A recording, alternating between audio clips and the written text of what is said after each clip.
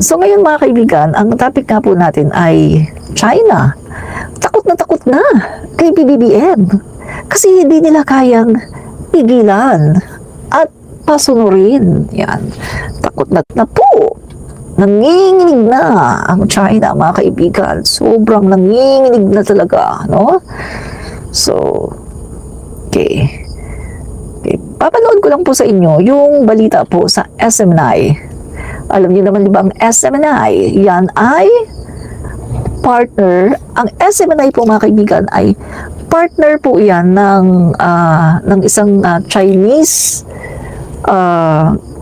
media, no? Yung kanila pong government run na media, no?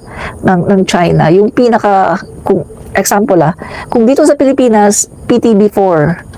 So doon naman sa China, state-run media din po, no? Ito pong state-run media na ito ay kapartner po ng SMNI, no? Nakipag-partner po dito ang SMNI. So, alam nyo na, kaya po, ang SMNI, halatang-halata po yung kanilang leanings, halatang-halata po na sila po ay pro-China. Diba? Alam din na yung kanilang leader Kibuloy galit na galit sa Amerika kasi most wanted ng FBI, 'di ba? So alam na this. Kaya ganoon sila kagalit na galit sa Amerika, 'di ba? So ipapalabas ko po sa inyo ang balita, no? Balita po ito ng SMNI. At ito po yung ating kokomentuhan. Skybright, Filipinos, people love President Bongbong Marcos. Correct, no? So, suportahan po natin ang ating Pangulo kasi mahirap po ang stand ng Pangulo natin ngayon, no? So, marami pong galit sa kanya, marami pong kumakalaban dahil po sa ginagawa ng Pangulo natin na ginagawa po niyang tama. Nilalabanan po niya yung mga maling gawa, mga kaibigan. Yun nga lang pag-ban niya totally sa Pogo, ang dami niyang kalaban, mga kaibigan ang daming kalaban ng Pangulo natin nung binan niya ang lahat ng Pogo. Tapos China, kasi hindi nila kayang hawakan sa liig ang Pangulo natin. Hindi nila kayang gawing tuta, no? Hindi nila magawa yung gusto nilang gawin sa West Philippine Sea dahil ang Pangulo natin matibay ang kanyang paninindigan na hindi niya isusuko ang ating mga karagatan, ang ating mga isla. Kaya marami pong mga kaaway ang Pangulo natin ngayon na talaga namang pilit po siyang pinapabagsak. Kaya kailangan po natin, no, na tayo po yung mga Filipino, kailangan po nating mag-unite at kailangan po nating suportahan ang ating Pangulo dahil siya lang po ang Pangulo na ganito, no, na talagang ipinaglalaban yung ating karapatan. Hindi lamang po dito sa Pilipinas, mga kaibigan, kundi sa buong mundo. Talagang kahit saan pumunta ang ating Pangulo, dala-dala niya yung kanyang matibay na paninindigan sa West Philippine Sea na hindi natin ito ibibigay ng basta-basta lang sa China, no? Kaya mga kaibigan, no, suportahan po natin ang ating Pangulo dahil kapag magkakaisa po tayo, mas matibay po mga kaibigan ang ating stand laban po dito sa komunistang China na gustong sumupil sa atin at gustong angkinin ang ating mga karagatan, ang ating teritoryo at maging gustong sakupin din ang ating bansang Pilipinas, no? So hindi po tayo papayag yan. Majority ng mga Pilipino ay handa po tayong lumaban para po sa ating bansa, no? Hindi po tayo magpapasupil sa kahit anong bansa, mga kaibigan. Kaya ngayon mga guys, eto kitang-kita na takot na po ang China. Nanginginig na sila sa takot dahil hindi po nila kinakaya ang ating Pangulo. Kaya nga po gustong-gusto po nila mga kaibigan na talagang pabagsakin si PBBM para ilagay ang kanilang tuta, ang kanilang Manchurian candidate na si Lucring. Kasi alam po nila na kapag naupo muli ang isang Duterte sa Malacanang, tuloy-tuloy na naman ang kanilang happy na naman sila. Lahat kaya na naman nilang gawin. Kaya na naman nilang angkinin ang West Philippine Sea ng walang kagatul-gatul, walang kahirap-hirap. At guys, malalaganap na naman dito ang Pogo. Ibabalik yan ng mga Duterte ang Pogo. At hindi lang ang Pogo, mga kaibigan. yung influx ng Chinese dito, no? Yung mga Chinese na magkakaroon ng mga birth certificate, magkakaroon ng mga Philippine passport. Yan guys, no? Talagang dadami na naman ulit at tuloy-tuloy na naman yung mga illegal shipment na galing sa China at tuloy-tuloy na naman ang mga illegal na mga gawain ng mga mainland Chinese na yan na pumupunta dito sa ating bansa. So mga kaibigan, sobrang mahirap po talaga yung stand ng ating Pangulo ngayon. Ang daming galit sa kanya kasi ang daming nasagasaan, no? So atin pong suportahan ang ating Pangulo dahil mga kaibigan, bansa natin to, mahalin natin ang ating bayan, no? Okay. So eto mga kaibigan, ipalabas po natin, no, itong SMNI po ito, mama. SMNI ito. So itong SMNI po mga kaibigan, alam naman natin na ito ay maka-China, no? Dahil ito nga ay nakipag-partner sa China. So palabas po natin. Okay, ito po. Na makakuha ng sarili nitong ang mariing pagtutol ang China saan ito'y paggamit ni Pangulong Marcos Jr. sa issue ng South China Sea para sa pampolitikang manipulasyon. Samantala, mid-range missile system na idineploy ng US sa Pilipinas nagdudulot daw ng malubhang pinsala at banta sa seguridad ng rehiyon ayon sa isang Chinese official. Si Creslin Catarong magbabalita. Umestong ang China sa pahayag Pangulong Ferdinand Marcos Jr. patungkol sa South China Sea. Nagkaroon kasi ng proclamation rally para sa kanyang Senate candidates sa Ilocos Norte kamakailan lang. Sa naging talumpati sa nasabing rally, sinabi ni Marcos Jr. na wala sa kanyang mga kandidato ang pumapalakpak sa China o nagbubulyi kapag binobomba ng tubig ng Chinese Coast Guard ang Coast Guard vessels ng Pilipinas sa South China Sea. Tugon naman dito ni Chinese Foreign Ministry spokesperson Guo Jiakun, hindi magpapakundangan ang sinumang Chino sa pagbibigay ng angkop at lehitimong tugon na hindi gumagawa ng anumang aksyon kapag ang China ay nahaharap sa mga paglabag at provokasyon na ginagawa ng Pilipinas. Yan. So unang-una mga kaibigan, alam naman natin SMNI pro-China yan, nakipag-partner yan sa state media ng China, no. So alam natin maka-China talaga yan. Tsaka yung kanilang idolo, yung puon nila ay galit na galit sa Amerika at tsaka pro-China talaga. Kasi nga 'di ba, most wanted ng FBI. So galit na galit talaga sa Amerika. At kita niyo naman, no, pati yung reporter, 'di ba? Nag-report Marcos Jr. lang, wala man lang President Marcos, no? Wala man lang ganoon, Marcos Jr. lang talaga. So doon pa lang halatang-halata mo na pagpasok pa lang nung reporter, halatang-halata mo na anti Marcos. So ito mga kaibigan, no? Unang-una sa lahat, walang pakialam ang China sa politika natin. Walang pakialam din ang China kung ano man ang sabihin ng ating Pangulo sa kanyang pangangampanya. In fact, bakit sila makikialam? Sila ba pinapakialaman ba ng Pangulo? Pinapakialaman ba ng Pilipinas ang China kapag sila ay merong mga political campaign? Never. Never tayong nakialam sa kanila. Sasabihin nila ang gusto nilang sabihin. Tayo dapat, huwag din nila tayong diktahan at huwag nila tayong pakikialaman. Mga kaibigan, talagang nasanay talaga sila, ha? Nasanay talaga sila mga kaibigan na 6 na taon kasi nilang dinidiktahan si Digong. 6 na taon na pinapasunod nila, pinapahimod nila sa puwet ni Xi Jinping si Digong.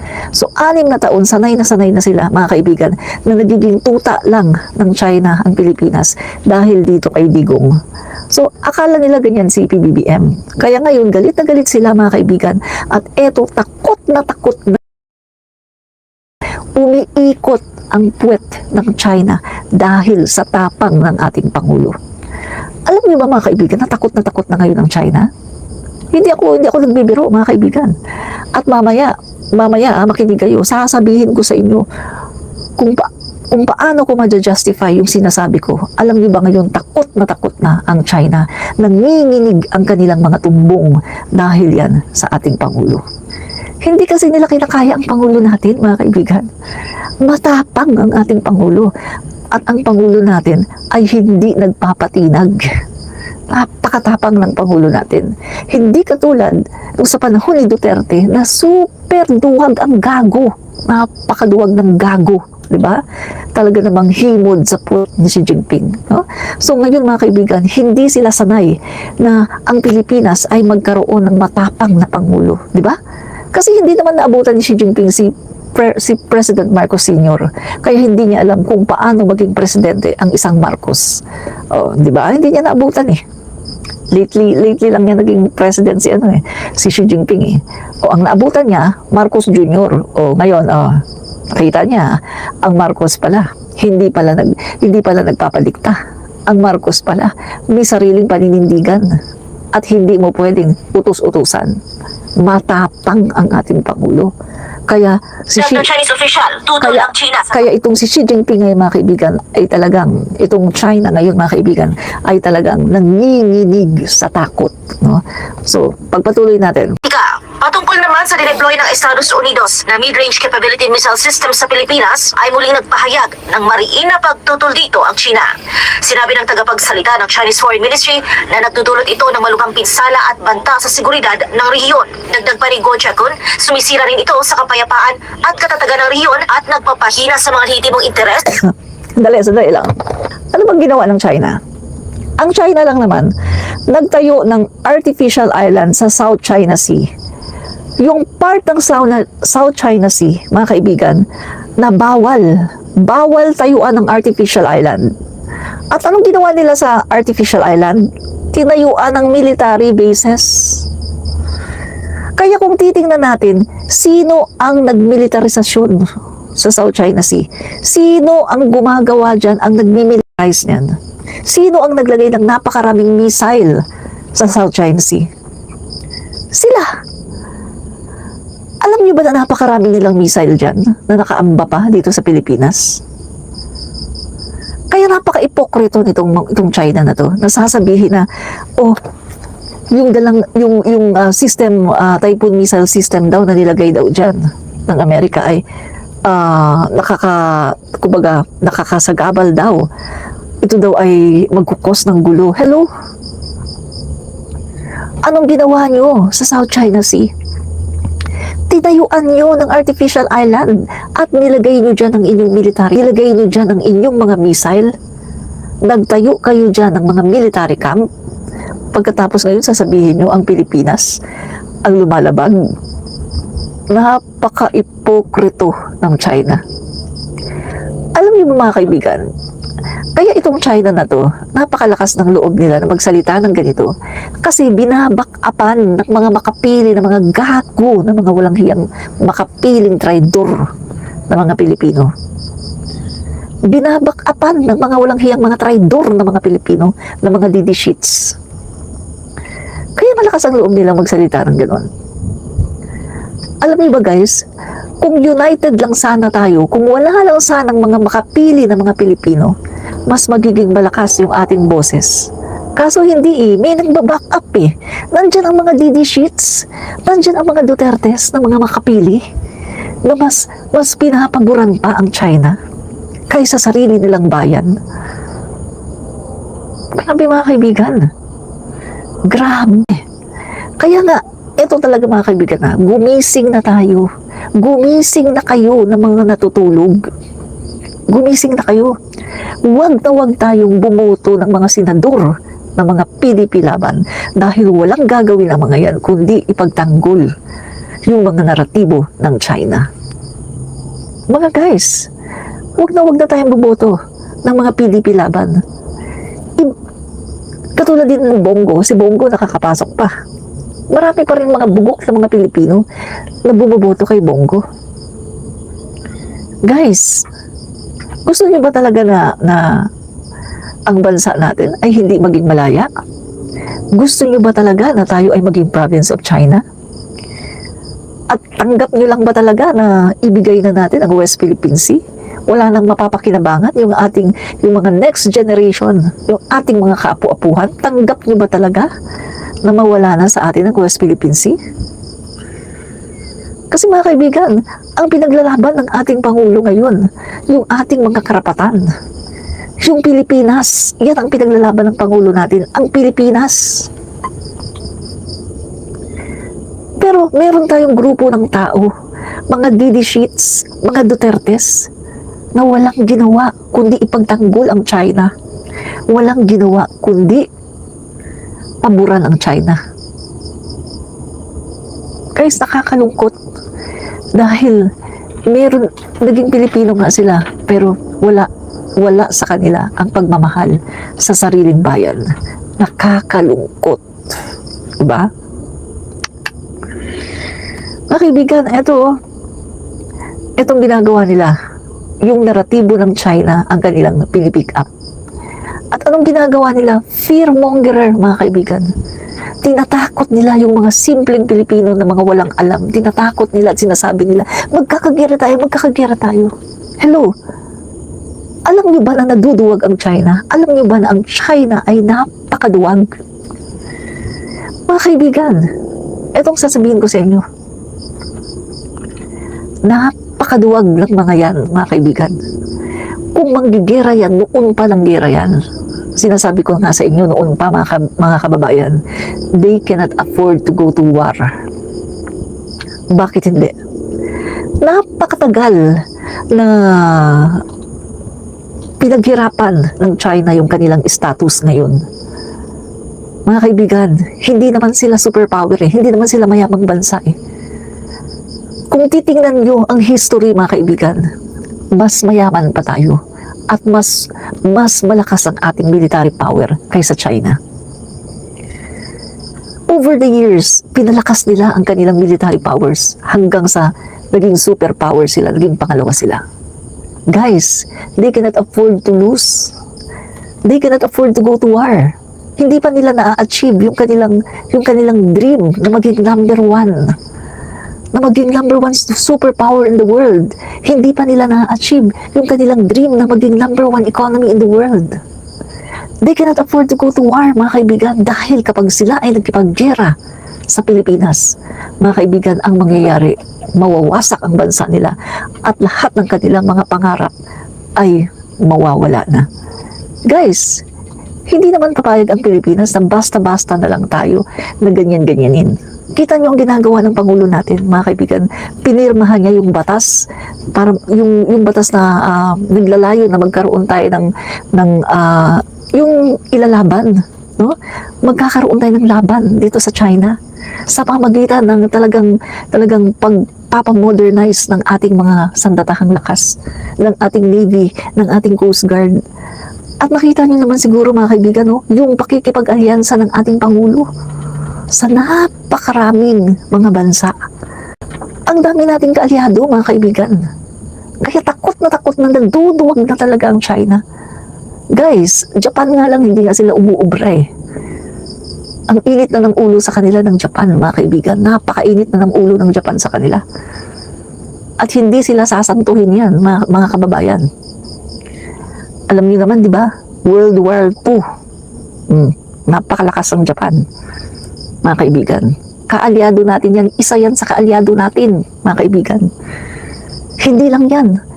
Korea, South Korea, kaalyado natin. Australia, France, Amerika, Canada, Germany, at marami pang bansa sa buong mundo, kaalyado natin.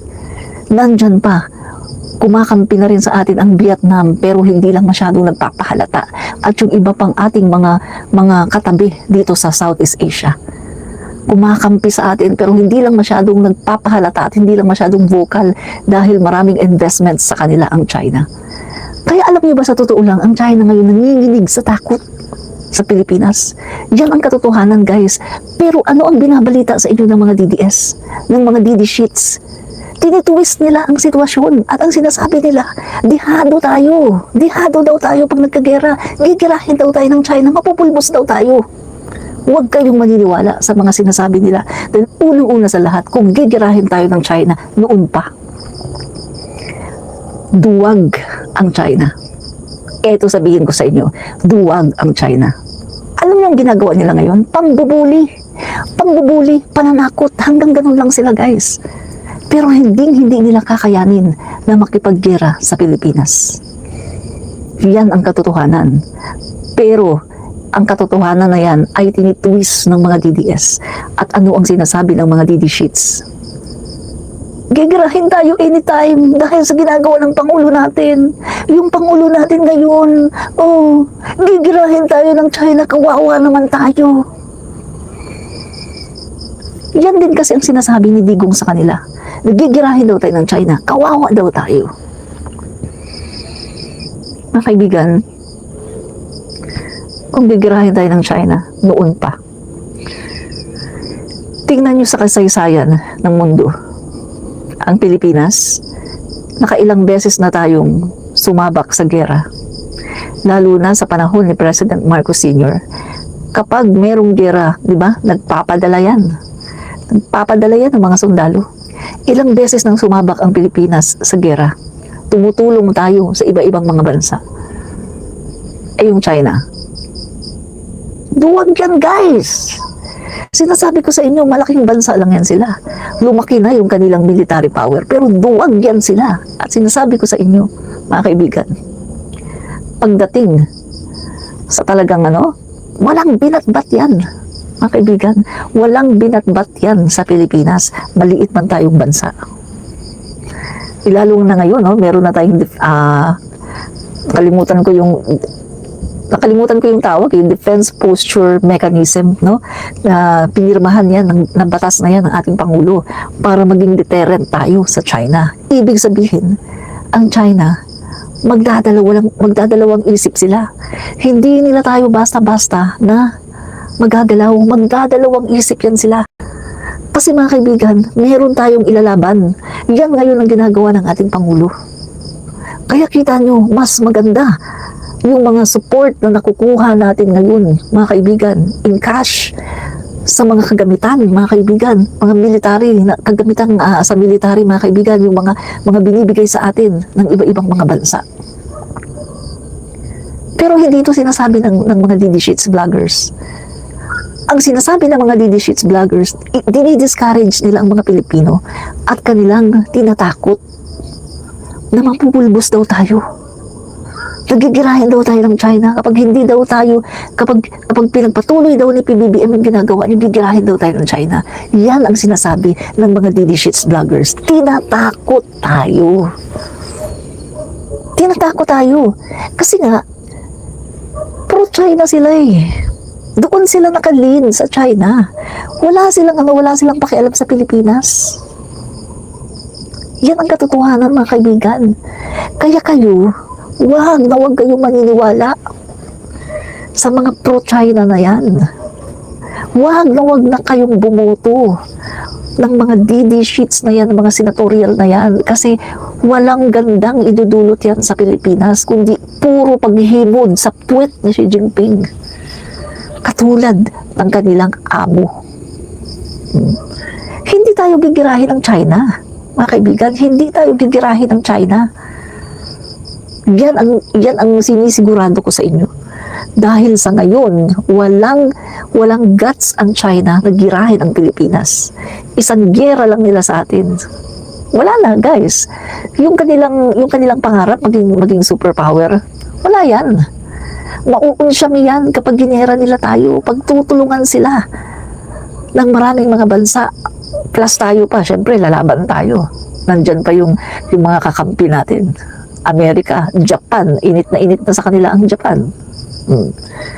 Tapos mga kaibigan, yung Taiwan, kagalit din nila kasi inaagaw yung Taiwan. Natitiyak ko, hindi yan magsaside sa China. Diba? So marami ang magtutulong-tulong na bansa para pulbusin ang China. At kapag nangyari yun, mga kaibigan, wala na, maghihirap na naman sila ulit. At yung kanilang pinaghirapan, pinagpaguran ng napakahabang panahon, mababaliwala. Yan ang dahilan kung bakit hindi tayo gigirahin ng China sa ngayon. Maaring makipagyari sila, pero matagal pa yan, mga kaibigan. Matagal na panahon pa yan. Maaring makipagyera sila sa Pilipinas, pero matagal pa yan. At pag dumating yung panahon na yun, handang-handa na rin ang Pilipinas. Lalong-lalo na kung ang mga susunod na Pangulo ay ipagpapatuloy ang mga ginagawa ng ating Pangulo, BBM. Diba? Mga kaibigan, ganyan lang yan eh. Jane Bumblet, Amerika, bakit mo nasabi na kasama natutulong ang Amerika? Kasi meron tayong defense treaty sa kanila. At sino ba ang tumulong sa atin nung nagkakagera sa World War II? Sino ba ang tumulong sa atin? Di ba Amerika din? At sino ba ang nagbayad para palayain tayo sa Spain. Di ba Amerika din? Hindi mo ba alam yung history?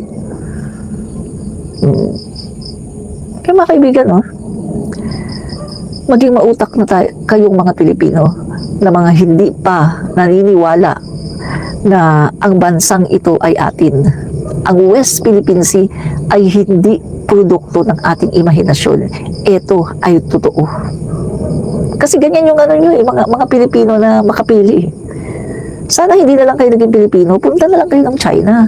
Doon na lang kayo sa China para maranasan nyo kung paano ang mamuhay sa isang komunistang bansa. Kaya nga, di ba, yung mga Chinese, gusto nila maging Pilipino. Nagsisipuntahan dito at gusto maging Filipino citizen. Nangihingi ng citizenship. Kasi nga, ayaw nila sa bansa nila na komunista. Diba? Kaya, kung kayo, maka-China, lumayas na kayo sa Pilipinas. Hindi nyo deserve ang bansa natin. Lumayas kayo sa Pilipinas. Una kayo sa China. Pwedeng-pwede, no? Para tahimik na ang bansa natin. Tahimik ang bansang Pilipinas. Kasi kayo lang naman ang magulo dito eh. Mga dutae groups. Sa totoo lang ha. Kaya magulo ang Pilipinas dahil sa inyong mga dutae groups. Diba? Lumayas na lang sila sa bansa natin. Hindi natin sila kailangan, mga dutae groups. Doon na kayo sa China. Bakit ba kayo nag-i-insist dito sa Pilipinas? Itong Pilipinas, ito ang bayan namin ng mga Pilipino. Bayan namin ng mga Pilipino na may pagmamahal sa Pilipinas. Mga bayani. Mga tapat sa bayang Pilipinas. Kayong mga dutae groups, dahil kayong mga makapili, dahil lang sa pera, pinagkakanulo niyo ang Pilipinas. Mga gago kayo, pumunta na kayo ng China, mga bugok, mga hinayupak kayo, mga hayop kayo, pumunta na kayo ng China, lumayas kayo dito sa Pilipinas, hindi kayo kailangan dito, mga hayop kayo, mga dutae group. Layas! Mga hayop kayo, lumayas kayo dito sa Pilipinas, hindi kayo kailangan ng Pilipinas. Nandito nga kayo, mga mukha naman kayong pera. Yung Pilipinas, pinagkakanulo nyo dahil lang sa salapi, mga gago.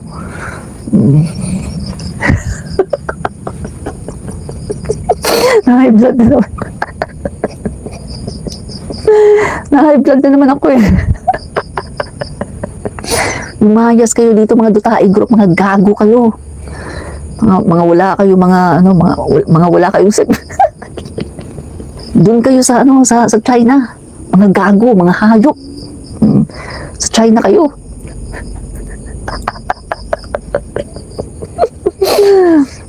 Ay nako. Yan.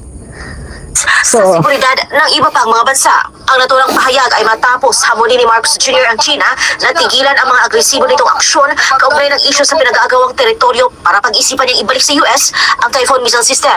Iginit naman ng Chinese official na ang Pilipinas ay paulit-ulit na nagbabago ng pahayag hinggil sa isyu ng pag-deploy ng Typhoon system. Aniya, una ay sinabi ng gobyerno ng Pilipinas na ang pag-deploy ay temporary lamang at ang nasabing equipment ay aalisin sa bansa matapos ang mga military exercise. Ngunit sa halip, nagbabalak pa ito na makakuha ng sarili nitong mid-range system at magpakita ng kakayahan na nagpapahiwatig ng banta. Tingnan mo itong mga hayop na to. Ayaw nilang magpalakas tayo sa military. Ayaw nilang palakasin natin ang military forces natin. Pero sila nakaambang yung mga missile nila sa Pilipinas. Pero sila nagtayo sila ng artificial island diyan sa gitna mismo ng South China Sea at sila ay nagtayo ng military bases. Mga hayop talaga, mga gago. Tayo ayaw nilang magkaroon tayo ng mga makabagong mga kagamitan para sa para maipagtanggol ang ating mga teritoryo. Ayaw nila na magkaroon tayo ng mga missile. Pagkatapos sila, ang dami nilang mga missile. Mga hayop talaga 'to, mga gago. PI talaga 'to, mga walang hiya na 'to. Manang-mana ang mga didishits, mga hayop. Tingnan nyo yan.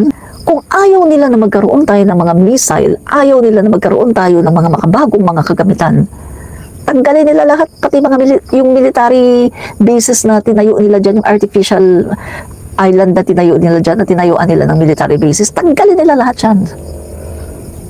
Mga hayop ang mga gago. Pagbabawalan tayo na mag-modernize ng ating military, pagkatapos sila, tuloy-tuloy yung kanilang pag-i-install ng mga missile. Hayop talaga, mga gago. Manang-mana sa mga DD sheets, ang gago ng napaka talaga naman, ang sarap talagang murahin ng mga walang hiyang komunistang China na yan. Gago, mga hayop. Okay, mga kaibigan, pakinggan natin. Iugnay pa sa issue ng South China Sea. Una rito, nagpahayag si Defense Secretary Gilberto Chodoro na plano ng Pilipinas na makakuha ng sarili nitong mid-range system. Ipinunto pa ng Chinese official na ang missile system dito ay napakadelikado at nagpapakita ng geopolitical na pagdudunggali na walang maidudulot na magandang epekto para sa kahit na sino. Binigyang diin naman ito na hindi Bugok talaga itong mga walakiyang to ah. Ayaw nila ng Typhoon missile system. Ayaw nila. Pero sila patuloy na naglalagay ng napakaraming mga missile. Hayop itong mga gago na to ah. Pipigilan tayo na mag-modernize ng ating mga military. Pagkatapos sila, inaamba nila yung kanilang mga missile sa Pilipinas. Gago to mga hayop na mga ang sarap pagmumurahin. O diba? Napakahayop. Pinagbabawalan tayo. Sino sila? Sino yung mga yan na pagbawalan tayo? Bansa natin to. Kung mag-modernize tayo, karapatan natin to. Hindi nila tayo dapat pagbawalan. Yan kasi ang hirap na nakasanayan nila si Duterte. Na si Duterte, tuta nilang hayop na matandang yan. Gago, matandang yan. Dahil sa kanya, kaya tayo ginaganto ng China. Nakasanayan nila si Dutae. Na itong si Dutae na to, mga kaibigan, humihimod sa puwet ni Xi Jinping. Pag sinabi ni Xi Jinping, huwag kayong bumili ng Typhoon missile, huwag kayong bumili ng submarine, huwag kayong mag-modernize. Aba, ginagawa naman ni Dutae. Ginagawa din ni Dutae. Diba? Mga kaibigan, wala silang pakialam kung mag-modernize tayo. Wala silang pakialam kahit ilang Typhoon missile system pa ang bilhin natin. Wala silang pakialam kahit iamba pa natin yung mga missile natin dyan sa kanilang bansa. Kasi ganun din naman ang ginagawa nila. Wala silang pakialam. Tayo ito. Pilipinas ito, hindi ito sa kanila. Yan kasi ang hirap eh. Nasanay sila kay Dutae na sunod-sunuran lang ang Pilipinas. Nasanay sila eh. Sunod-sunuran lang tayo. Dahil ang ginawa ni Dutae ng 6 na taong gago na Dutae yan. Ha? Naku, ang sarap talagang murahin eh. Gagong Dutae, matanda na yan, no? Isang bulati na lang hindi pumipirma, gago talaga yan. Ang ginawa niya. Dahil sa ginawa niya, nagpakatuta siya sa China. Ayan ang nangyari ngayon. Nakasabayan tayo ng China. Ang akala ng China, kaya niya ang Pangulo natin. Guys, hindi niya kakayanin si PBBM. Alam niyo ba, nanginginig talaga ngayon ang China sa takot kay PBBM. Literally, nanginginig ang China ngayon. Pagtutulungan talaga sila. Guys, nagpirmahan na, di ba? Amerika, Japan, Pilipinas, at yung iba pang mga kaalyado natin, Australia, France, Germany, South Korea, at marami pa. Subukan nila, naggirahin tayo. Mapupulbos yung mga yan. At yung kanilang kayamanan, mawawala yan, mga kaibigan, at hindi na sila magiging superpower. Kaya nga takot na takot sila ngayon eh. Hindi nila tayo mag-gira. Dahil takot na takot sila na ma-reduce into zero. Yan ang katotohanan, mga kaibigan. Takot na takot ngayon ang China na ma-reduce into zero, na bumalik sila sa kawalan. Pero mo, for how many decades pinaghirapan nila yan? Pinagsikapan nila na maging superpower. Pagkatapos sa isang iglap, mawawala lahat. Yung kanilang ambisyon, mawawala na dahil lang sa pakikipaggera. Kaya nga sinasabi ko sa inyo, mga kaibigan eh. Si Xi Jinping, alam niya yan. Alam ni Xi Jinping yan. Kaya nga hindi nakikipaggera eh. Kaya nga hanggang pambubuli at pananakot lang ginagawa ni Xi Jinping. Kasi alam niya yan na kapag siya ay nakipaggera, mawawala na ang lahat sa kanila. Yan ang katotohanan, mga kaibigan. himod kasi sa tumbong mo ni Xi Jinping, itong si Duterte. Diba? Himod sa puwet ni Xi Jinping. Yung gago na yan, si Digong na yan, gago. Ay ang hayop na matanda na yan nang dahil sa kanya nakasanayan tayo ng China. Kaya ginaganito tayo ng hayop na yan. Diba? Mga kaibigan, 11:03 na, oh. 11:03. No? Okay. Okay, 11:03 na mga kaibigan, no? At saka at saka bago pa ako ma-high blood,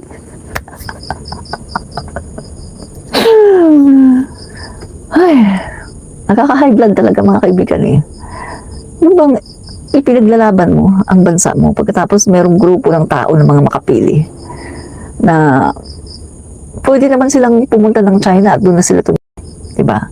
Dito pa sila nagpipilit sa bansa ng Pilipinas na hindi naman sila bagay dito. Diba? Ito pa ang isang duwag, oh. Sabi ng isang duwag na leadership, Senador Cadavos, alam mo madam, pag nagkagera na, iiwan na kayo o tayo ng mga Marcos, tatakas na yan. Pag nagsimula na ang gera, matapang ka ngayon, baka pag nagsimula na gera, pati tumbong mo, manginig. Ewan ko lang, hindi ko alam. Pero isa lang, sinisigurado ko sa'yo,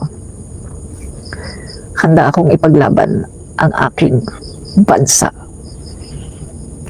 Ang mamatay ng dahil sa'yo. Meron akong dugong bayani. Hindi ako makapili. Excuse me. Nakakahiya naman kayo sa mga bayani natin, Jose Rizal, Andres Bonifacio. Excuse me, mga makapili. I'd rather die sa gera kaysa isuko ang ating bansa, Pilipinas. No way! Mamamatay na lang ako sa gera kaysa isuko ang ating bansang Pilipinas. So maraming salamat mga kaibigan at bye na sa inyo at sa mga makapili ng mga DD sheets, no? Mga DD sheets. O itong masasabi ko sa inyo mga DD sheets ha. Punta kayo ng hardware. Marami dong mga mapagpipilian ng mga lubid. Alam niyo na ang susunod yung gagawin, no? Bye!